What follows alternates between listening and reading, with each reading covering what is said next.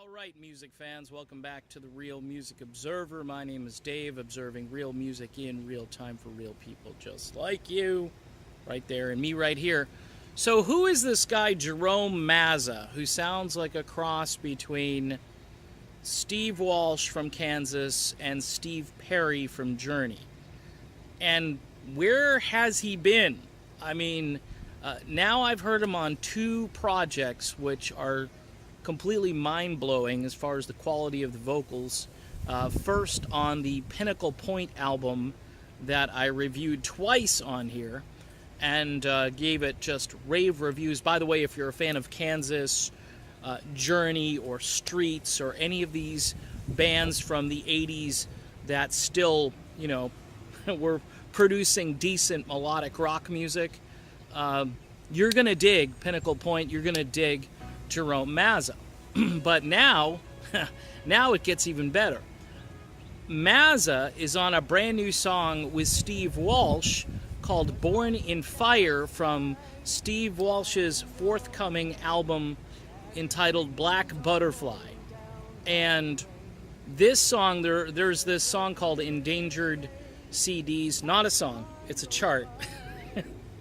There could be a song called Endangered CDs, but it's actually a chart, and it lists, I don't know where they get their feedback from, but I really like the chart because it talks about music that I actually would listen to and like, and it's got, I think, like the top 40 songs on that particular chart. It's called Endangered CDs.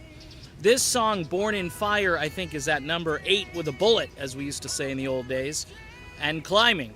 And it's a unique project because it combines the vocal talents of Steve Walsh with this guy Jerome Mazza, who, again, earth-shattering as far as the quality of vocals here.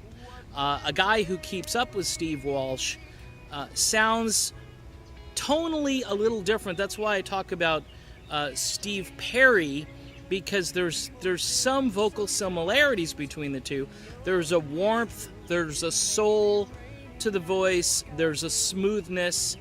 I could hear this guy singing like classical music, almost like he's a classically trained vocalist. And what a project to be a part of. From what I've been hearing, this could be Steve Walsh's last album. And from what I also understand, the record label really cajoled and convinced him to try one more time to produce some music. And from what I understand, this is going to be a great project. And Jerome Mazza, by the way, gets to sing, I believe, 3 or 4 songs on this project. And Steve Walsh gets the other 6 or 7 tracks. So this is going to be an epic album if you're into melodic rock, progressive rock, classic rock from the 70s or 80s. If you haven't heard the Pinnacle Point album, you need to go listen to that. I've already reviewed that, and I had a lot of folks thank me for that review. But if you're kind of on the fence and you're not too sure about Jerome Mazza, maybe you don't like progressive rock as much as a more poppy or melodic sounding style of music, keep in mind Pinnacle Point had something for everybody. They had a ballad kind of sound, they had a straight ahead rock sound.